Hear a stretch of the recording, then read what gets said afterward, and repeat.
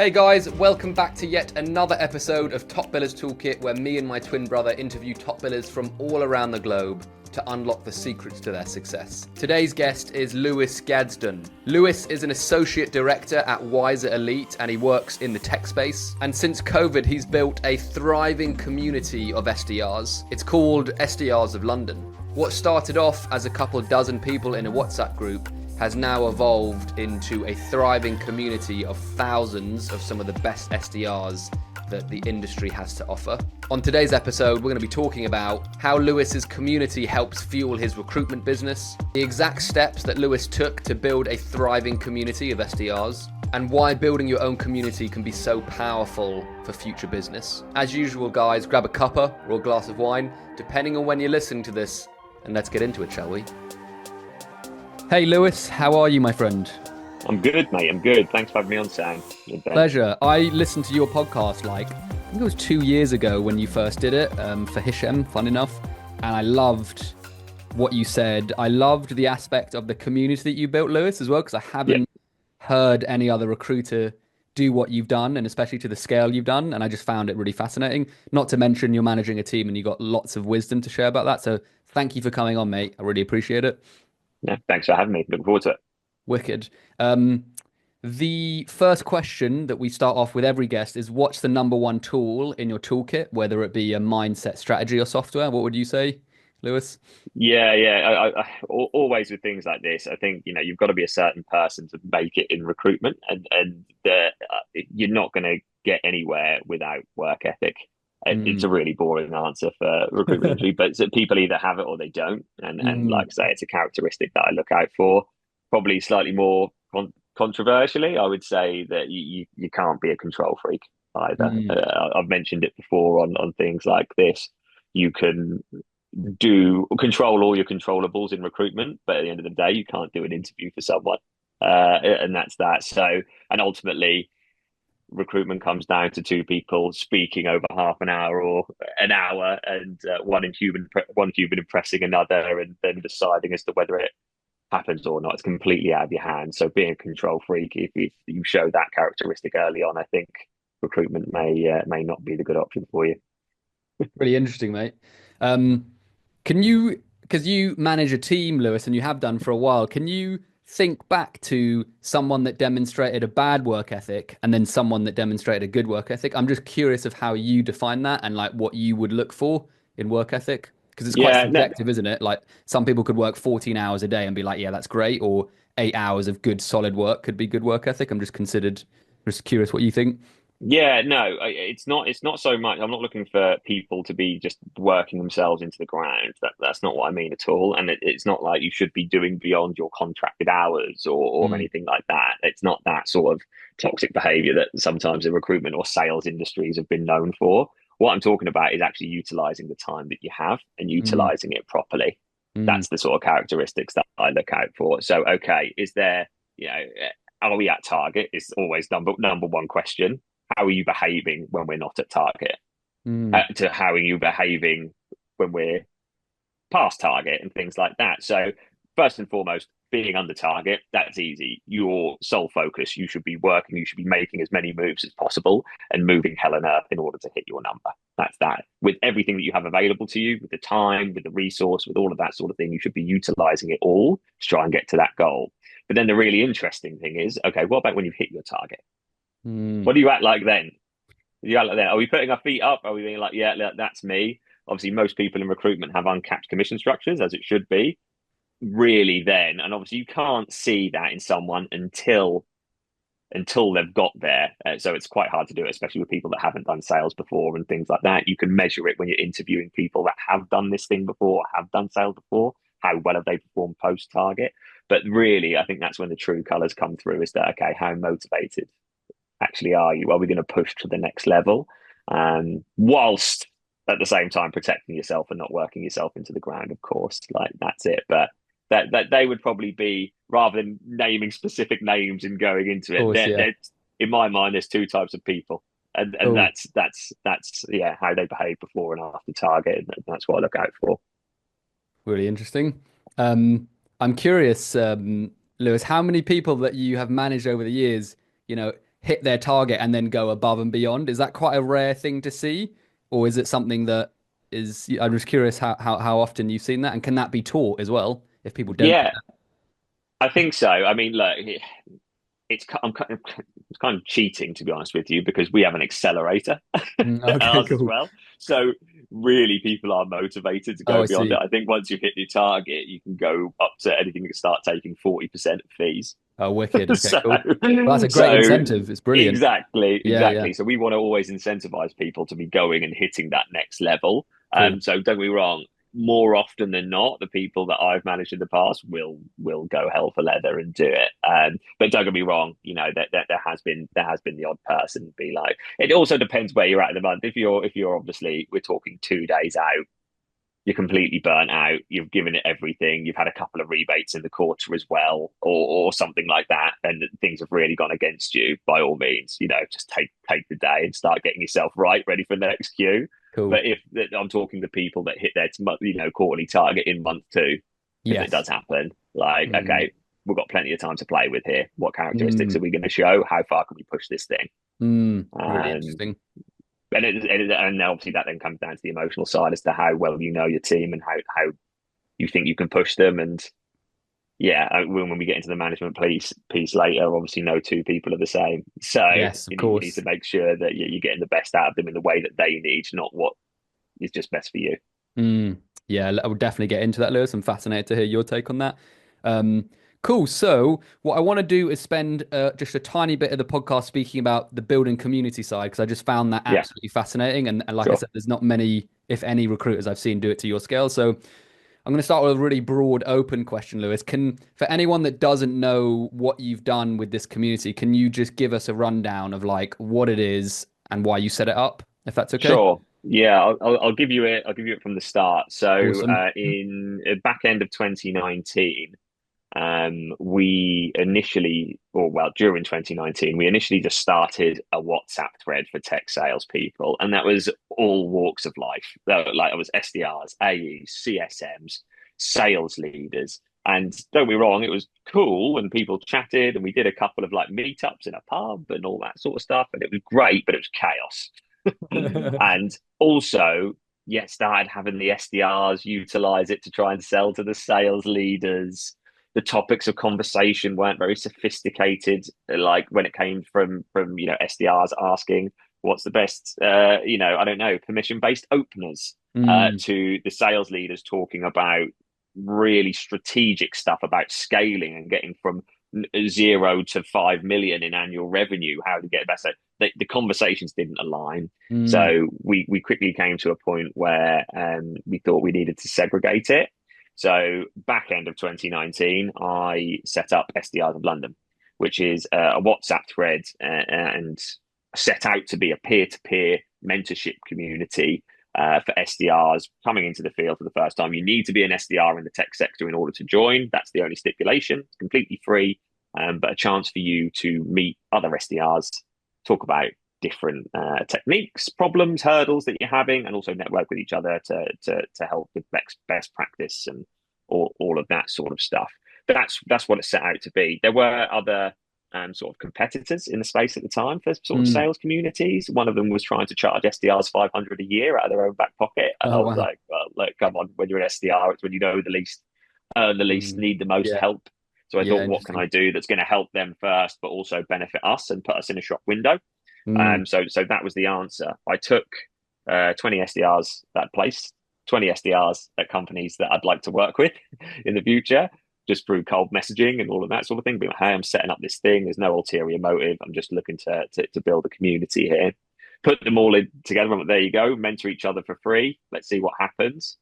Within a week, the pandemic had started. Everyone was looking for new ways to sell. We went from 40 members to around about 180 members in a week.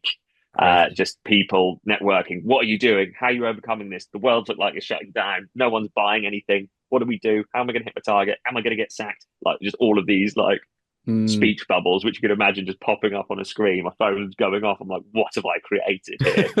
Um, but eventually it calmed down, and that started to get like an actual sense of community, and people started to come to the forefront and really helping and advising and doing that, especially the more senior characters. And then lo and behold, within a month, we were doing our first lunch and learn with Mm. with a sponsored company. So I was Love just that, like, mate. okay, I've built something here. I don't really know what I want it to be. It was just to help them and just get our brand out there. But I don't know what it is yet. But I'm just going to go down the line with it and just see how far it can go. Um, so yeah, that's how it started. Fast forward to today, and obviously we'll go back into the nitty gritty as to the hurdles that we've had and all that sort of thing. But fast forward to today, we now have 5 communities: SDRs of London, AEs of London, GTM leaders, retention seekers for AM and CS people, and making moves, which is a little bit different because that is not how to be better at your respective tech sales job. That is a women in tech sales community, so more so a catalyst for change, educating the male populace in tech sales about what women want when they are an individual contributor, and that's what keeps them at companies, what they want to see more of benefits wise. Did a big event the other year about going on maternity leave, because if you're a female AE, for example, you go on maternity leave, you lose all your OTE, which we think is wrong. So Yeah. yeah, stuff around that. Really Awesome, mate. interesting. Can I jump in here, Sam? I'm just Yeah, of course. interested Go of a ahead. couple. Really interested as to why you chose WhatsApp in particular, and also how you structure it so that people maintain or they get the value. Because I don't know about you guys, but when I've got like my mates have got a group of 10 and some of them are chatterboxes, I'm like, oh my God, there's like a million messages here. I can't be bothered to read everything. So how do you structure? Can you answer those two things, Lewis? I'm really curious. Yeah, sure. So first and foremost, like obviously when I said SDRs of London, SDRs tend to be a younger demographic. Mm, Like not always. Don't be wrong. I know some SDRs, some brilliant SDRs that are over 40, Mm. mm, and plus. But for the most part, data will tell you that they are people who are coming into tech sales for the first time, grads in some cases, school leavers, whatever. Mostly second jobbers that have had a bit of sales experience elsewhere in today's market. Um, but the upshot of that is they use WhatsApp more. Mm. mm, Like not every company has Slack still today. And mm. don't get me wrong, we trialed Slack with some of our communities, GTM leaders especially, because obviously it's a more senior demographic. And we tried it with a couple of others. But my main point is we want this to be engaging. We want it to feel low friction, and you WhatsApp your mates. You Yeah. don't Mm. Slack your mates, do Yeah. you?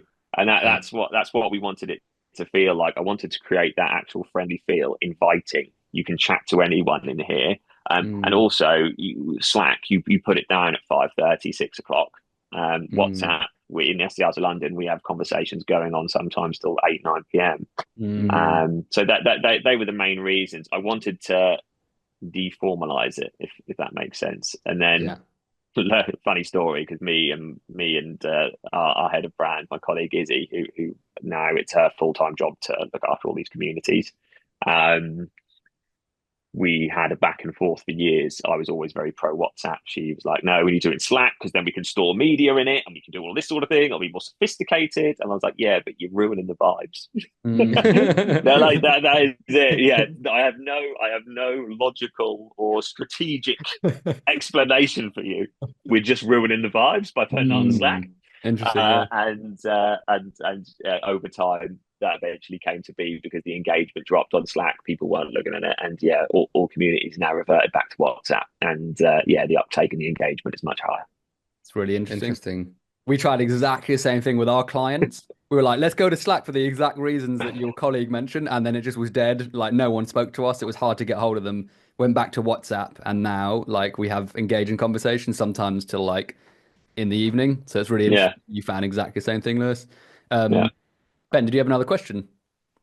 No, that was Cool. well, I guess the other part too is that is the community really and I kind of get it. It's like people are probably asking questions and then experienced people are probably answering them.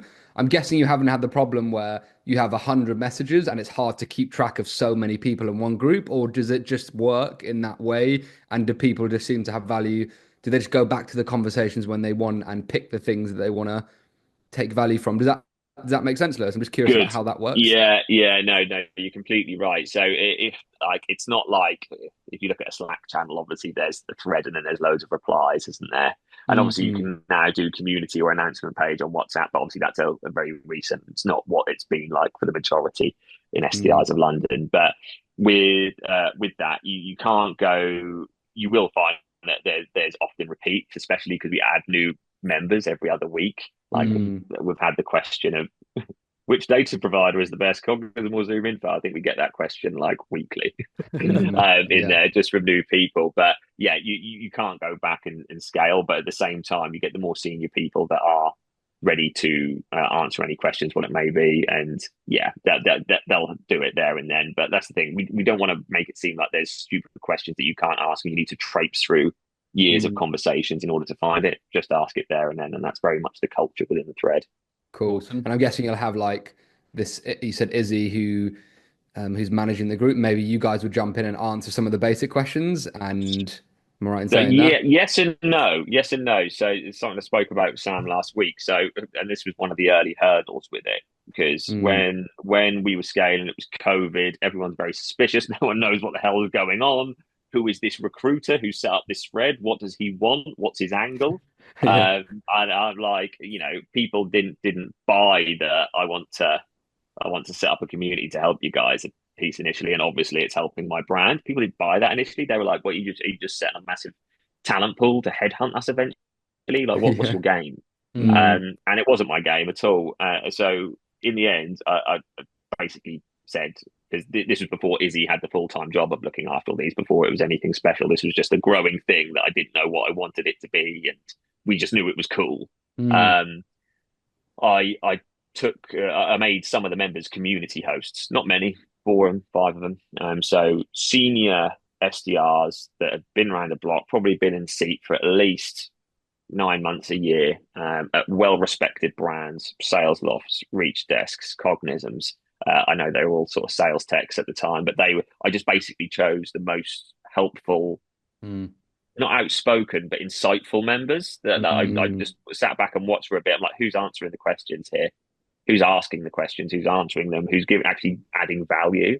And I just said, look, guys, obviously it's not going to be a paid position. I don't know what I want this to be, but I will help push your brands in the community. We'll get things made up for LinkedIn. You can put a community host on your banner. I would love for you to help me with this and basically be the people in seat that can help do this. Of course, I will add insight wherever I possibly can, and I still sort of founded this thing. But I'm not an SDR at the end of the day. I do Mm. sales activities. I'm not eat, sleep, and live and breathe in it like what the rest of you are. So I need people that can back me and my intentions, Mm. um, but also be there as almost like a voice of reason and someone to look up to for the rest of the community, the more junior community. So that's what we did, and that model worked so well that we then rolled out across all the other communities because we know full well with new members comes suspicion of recruitment companies, unfortunately, because as I'm sure you boys know, Mm. recruitment has a potty reputation a lot of the Yeah. time, and that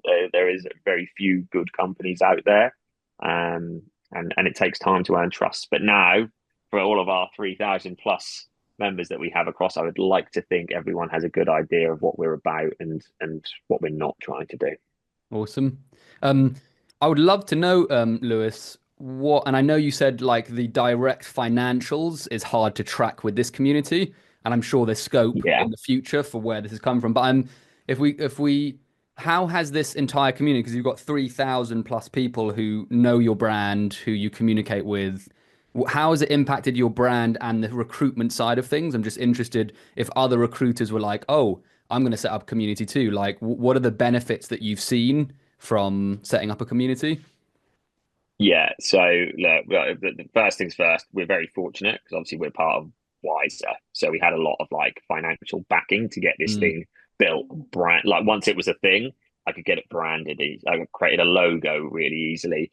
That I had money to put on events instantly. Mm. Like I mean, there was all these sorts of things that anyone starting from complete standstill or in your normal recruitment company probably wouldn't have. So I was very Mm. fortunate in that sense. So that's kind of the first thing. Um, but once we'd done that, the way it took a couple of years for us to realize whatever this thing was. Yeah. It was just cool for that point, and we didn't know. And it wasn't until over time where we built that trust with people, that people had met us in person at events, did they actually start coming, oh, so you're a recruitment company as well? I'm Mm. like, yeah, we are. Yeah. A lot of people didn't make the connection. I'm like, no, I'm just doing this for fun, guys. just doing this for fun, doing it. And don't get me wrong, I was doing it for fun as well. Like I really enjoy the work and all of that sort of thing. It was great meeting new people. But then the first person came and was like, well, actually, no, between us, actually, I'm looking right now. Mm. I'm like, all right, cool. Well, let's chat. And then before you know it, that then happens. And before you know it, it builds up over time, and now we have this whole talent pool, which generally regenerates itself on a weekly basis of people that are now starting to think about not put open to ops on LinkedIn or CVs on job boards, but because they know us, they trust us, they've met us at events, we do something good for them, we give them this peer-to-peer mentorship community where they can get instant access to advice and insights whenever they want, um, with the first port of call when they're Very looking. cool. And don't get me wrong, it took years to get there. Yeah. It was not easy. It was not overnight, and it was a trust building exercise and expensive. To put a figure on it, over the last 4 years, we've invested over 500,000 in the communities. Wow. Wow. So it's been an arduous process, but now it's there and it's something that no one else has. But Mm. there's some figures and some time frames that it took to get to that point, and probably why people have tried to set up communities since and failed, Mm. Really interesting, in mate. my opinion. I'm sure they'll tell you other reasons, and obviously that's just where I'm sitting. I can't say for sure, but yeah, like that. I know the struggles with it, and we're just fortunate that we had the money and the time to make it work. Yeah, completely Of understand. The 500,000, Lewis, what was the most costly areas that you spent the money on? Was it the events, or like where did you find that the biggest sucker was of money, do you think, for building this Always the community? events. Yeah. Interesting. Always Okay. the events. Always the events. We even today we're still quite bootstrapped when it comes to like softwares and all that sort of thing. It's all manually done. There's no like Mm. automation or making our lives super easy and tracking data and all of that sort of stuff. It's still very much bare bones with me and Izzy, especially when it comes to SDRs of London. But a few years in, we started to decide to do an awards ceremony as well, the elites. That's cool. And that's like a big black tie do. So, a lot of that 500,000 initially was put in that first year of that, before it was a Mm. proven thing. Last year we did it, and yeah, it was profitable, thankfully. So, Awesome. so Really cool. that Really so cool, that was that. actually. But yeah, events. We last year I think we ran 21 events, which was Wow. actually something that we will not be doing again. Too many, because you have five communities, a webinar and an in-person event every quarter for each one. It was too much. Yeah. Whereas this Mm. year we're literally doing sort of one webinar, one in-person event for all communities, Cool. and that's hopefully going to add more value and let us go bigger with these events and spend more on them individually, if that makes sense. But yeah, not to Does make rabble on. sense. That's where a lot of the money went. Yeah. I just to go back to the Yeah, benefits. thanks. So what I've heard from you so far, Lewis, is that it's kind of created an instant pool of great candidates that is always being fueled in the pipeline, which is absolutely invaluable. And that's only going to keep getting better and growing as the community grows. Um, and I know That's it. getting good SDRs is a very competitive market, isn't it? It's a very competitive market, the SDR market. So to have that constant fuel of people that you're not even actively poaching, they just know you and they want to come to you is what you've alluded to.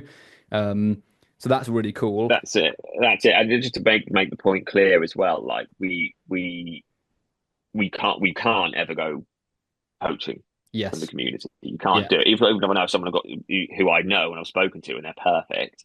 Like, do you know what I mean? No company would ever want their reps as being part of our Of communities if course. we started doing that. Mm, So it is a yeah. fine art. But all we can do is put ourselves in that good enough position where they're comfortable enough to come to us as the first port of call. Yeah. That's obviously something to do about. And then obviously that's in the hands of the companies then that they currently work for and making sure they keep hold of them. Like, do you know what I mean?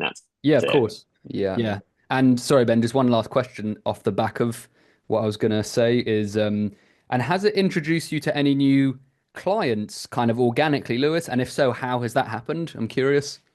Yeah. Got some really nice stories of people who were in the original cohort of SDRs of London who are now sales leaders and work with us. Mm, So amazing. again, obviously the biggest caveat to that is time. Yeah. Time. It's not been easy. It's been a gradual thing, and don't get me wrong. I'm not sitting here saying that 75% of our client base were community members at the start or something silly like that. There's definitely nowhere near those numbers. But yeah, it is a brand building exercise above anyone Mm, else, because we often find now that, okay, commercially, if companies, we had it recently with a brand, a big enterprise Martech, we can't work with you as a recruitment agency, but we'd love to sponsor your communities. I'm like, mm, great, okay, fine. And then that acts as sort of the way in, and then whenever the timing's right, whenever the TA team is up the creek without a paddle, again, because when they sponsor us, you bet, much like with the unrivaled talent pool of candidates that are only just starting to look, we're then first port of call for those mm. businesses as Really well. Mm. interesting. Like it puts us at the door, not through it, but it puts Yeah. us there on the recruitment side, which is good. And yeah, it'll be quite hard to open that door and not see us standing there first. Yeah. Yeah. Really Interesting. interesting. What I feel like you said that you obviously can't directly poach these guys, but they come to you when they need to. So Yeah, what's the little things that you do to like subtly remind them who you are and what you do? Do you like is it the events that mainly do that, or do you kind of I don't know, like how would you do that, Lewis, in a way? Because yeah, I guess good, people could join and just not know who you are as well, right? Like so there's a way that correct. you must be kind of educating them to some extent. Yeah. I'd be lying to you now if I thought that 100% of our members actually knew that we're a recruitment company as well. I don't think they do. I Interesting. Yeah. still don't think they do. I'd like to think far more than they Yeah, did yeah. 4 years ago. Yeah. But yeah, I'd like to think over 80% at least. But I That's reckon really there are good. still a few stragglers in there that have no idea what we do otherwise. But with sorry, I've completely forgotten your question. No, it's all right, mate. I was just Right. saying, what are the things? What are the things that you're How do we keep? doing? How do we push the recruitment thing out there? That's Yes, it. Yeah, no, exactly. that's it. That's it. So we obviously have the events. We always mention what we do at the events. That's just a Cool. given. Yeah. The second thing that we've recently done is also we've launched a job board again on Oh, WhatsApp. Mm, cool. Mm. cool. So not only, and this was a big decision for us. We are not just doing our jobs on there. We're allowing companies to post themselves, Oh, Oh, interesting. interesting. Okay, Wow. cool. What was the thought which process behind that, Lewis? Like, how did you come to that conclusion, and what were the pros and cons out of interest? yeah, it was mainly I was on Pat leave when it launched, but so I obviously gave the go ahead, but it was largely thrashed out between Jack and Izzy. Cool. But at the same time, like that, it's a hard situation as a recruiter, isn't it? Because you don't want to miss out on revenue, but also you don't want to be seen to be greedy. Yeah. And Mm. we always refer back to the mission initially of what the community was. It's there first and foremost to help it and help our target market and build our brand, and it's secondly for us to gain Love like that. revenue from it. That Yeah. and if as long as we keep that throughout, it will always be cool. Mm, People will always want to join it. At the second we start wanting to try and you know drain it for all it's worth, that's when people start leaving. That's when that's when people won't be asked with it anymore. So with the job board, we came to a point of being like, look, we allow members in the communities to post on behalf of their own companies. But we mm, didn't want them to become job boards. Like that was the key thing. You can't post for anyone else or for other companies in there or whatever, or my mate's looking for two SDRs. You can't do that. But if you work for a particular business and that you're recruiting right now, by all means, please do it. Mm. Please cool. put it in there. So we wanted to eradicate that, and we found that was just happening quite a lot. And we were like, okay, how can we better this? Let's create a place for them to go. Mm, Um, and it all comes down to brand building at the end of the day. So we were like, look, we can either be really stingy about this and only let people post jobs that we're working on or something like that, or they can't post jobs that we're working on. Do you do it that way instead? mm, Mm. Because we're working on them. We don't want anyone else to find them. But in the end, we were just like, look, let people do what they want, free for all, do it. Because then it's just another way that they come to know us. Love that. And that doesn't still like it still doesn't save them time. They're still going to have to go through applications. Doesn't mean necessarily mean they're going to get the right applications. All the problems that we should solve as a recruitment company, other than the advertising part, that they're not getting the rest of that. So if they Mhm. need us, they would still use us. Is basically the general upshot that we came to, and we add far more value than you just posting a job out there. Like, do you know what Yeah. I mean? If you want to Mm. use us, you get far more than that. You're not going to utilize job slots. So that was basically the upshot that we came to. Let more people do it. Let more people know about us. Let more people be intrigued with, oh, this job board's good. We actually hired someone from it. It's from Wise Elite. Aren't they a recruitment company? Do we need to pay for this? No. What do you mean? We don't have to pay for it. We need to find out more about these guys. That's Mm. the ideology. Love it, man. Makes Love sense. it. I had a question, but it completely went out of my brain. Oh my God. Ben, have you got a question by any chance, or should we move on to the next section? I think we can move on to the next section. Yeah, I've got nothing else at the Cool. I moment. was a really. Oh yeah, sorry. The job boards. It just came back to me, Lewis. What Yeah. have you? Because was this a recent thing? And it seems like it's quite a big Yeah. decision. Yeah. Yeah. How long Yeah. ago What? was it? Like a couple months ago, or? January? No, a couple of weeks ago. Oh wow. What have you seen so far in terms of? Have you seen any? I mean, it's only been a couple of weeks. I'm not expecting like rainbows, but like, have you seen any differences since putting the job board in the group? Someone's made a hire. Someone's Oh, made a Oh hire wicked. wow. Oh, that we know wicked. about. Yeah, That's yeah, so we know cool. about. So it's good. Yeah, obviously, I won't mention who, but like they came to us on. It was actually like I think my second day back, so it would have been like the 10th of January, maybe. Awesome. And he was like, "Look, love the idea of the job board, mate. How can I get in? Can I post my job in there?" I was like, "Yeah, where you go? Here you go." Checked with him the following Friday. We made a hire. I was Love like, that. brilliant. Come Yeah, on. that's so cool. Good. Awesome. And That's now brilliant. obviously from that we've now made the connection with that person. It was a new business, a sales leader at a new business that we, weren't even particularly on our radar, if I'm honest with you. But now I'm like, okay, we've done something.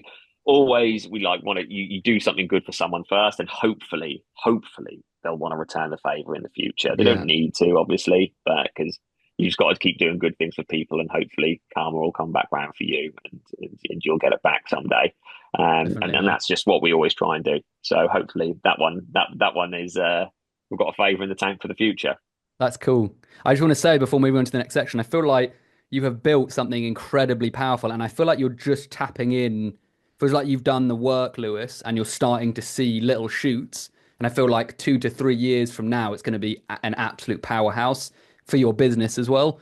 Um, and I'm sure it's already helped a lot of people, but it's just really interesting catching you at this point in your journey. And I can just predict 2 to 3 years from now, it's going to be insane. Um, Cool. So, second half, I would love to go. We've got about 15, 20 minutes left. I'd love to just talk about managing a team, Yeah, Lewis. sure.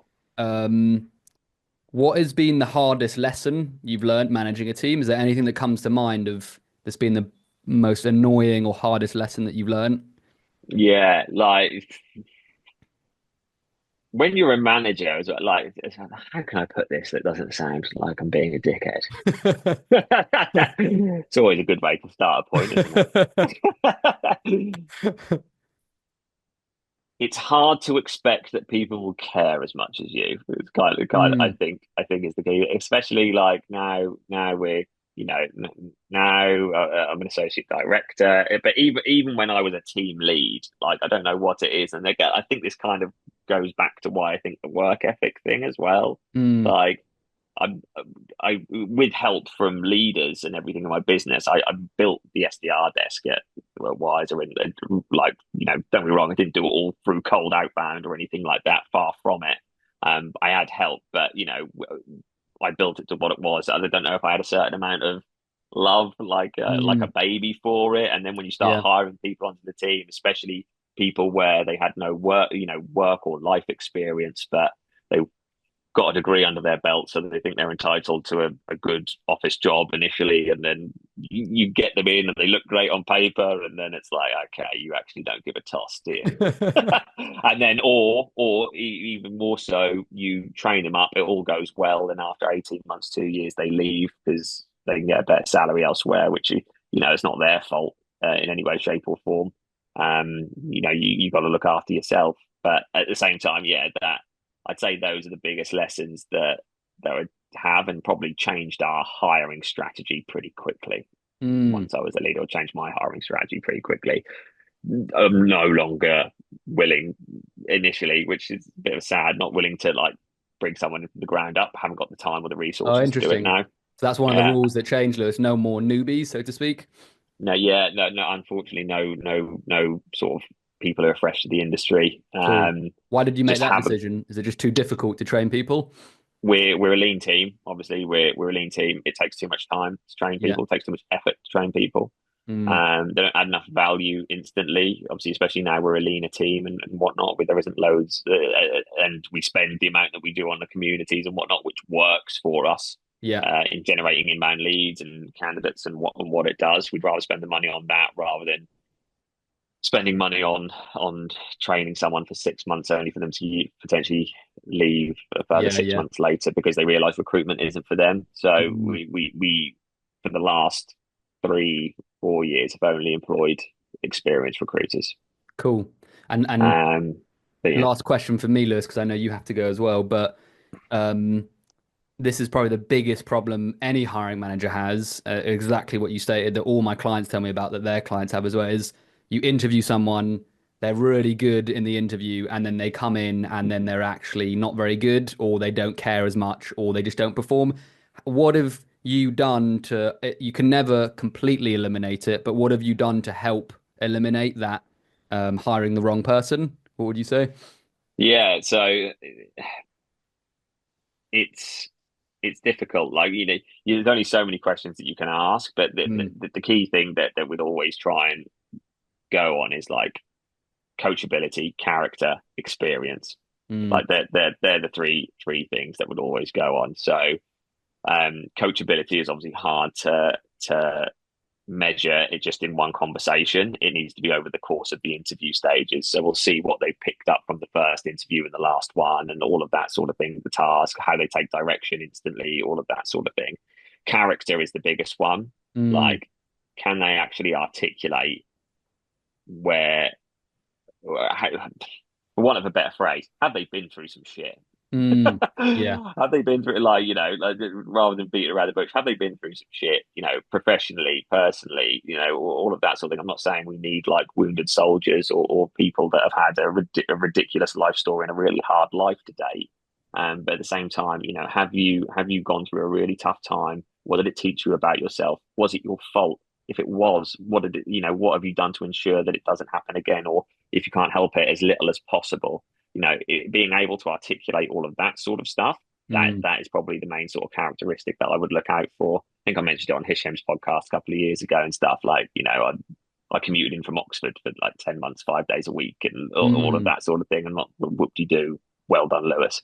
But like, I had a guy who sofa surfed for 6 months Wow. in my team, and he's still with us today, and he's Wow. like a high performer, and just overcoming tough periods, coming out the other end, and then it's shaping you further. That they're really sort of the things that I try and eliminate. If you've had and it's no fault of their own, but if you've been to a good school, nice school, you've been to good university or a nice university, and your parents paid for it, and you've done some extracurricular activities, and you've just gone through the whole education system from start to finish, nice and linearly, and you've never really worked because you haven't needed to, or anything like that, and you can't articulate anything to me as to what's really been hard in your life, or the hardest moment was being told that you were getting a 2-1 in your degree, and then you got told you were going to get a first, and you got a first in the end, or something.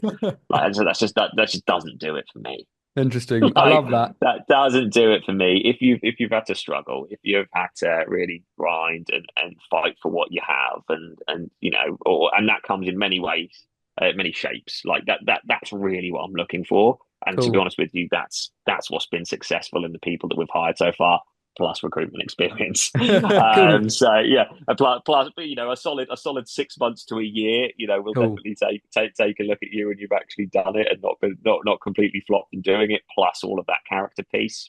That's Yeah. that's really what we look for. Love that, mate. Very simple, but very powerful. So, recruitment experience and just digging into struggles to make sure that they can overcome some challenges and go through the pain of what they will inevitably experience being a recruiter. It's really useful, Yeah, man. exactly. I mean, anyone that started in recruitment in the last 2 years, my God, I feel sorry for you because it's just especially in the tech market. Like there's one of the lads in my team. I'm like, you've never been here when it's been good. Like, you've never had like the sort of not what we don't call a president's club, but like, you know, like our big annual incentive or anything like that. You've never had any of that, and I'm like, it's gonna get, if you can last now, you're brilliant. Yeah. That's really interesting. Lewis, I know you have to shoot off, mate. We need to get you back on because I feel like we only scratched the surface of your value. But thank you so much, mate. It was such a pleasure to have you on, and lots of little golden nuggets. So appreciate you coming on, mate. Thanks so much for having me, guys. Been a blast. Hey guys, thanks for tuning in to this episode. If you enjoyed it, please don't forget to subscribe on YouTube and Spotify. Tune in for another episode next week, and we look forward to seeing you again very soon. Peace and love.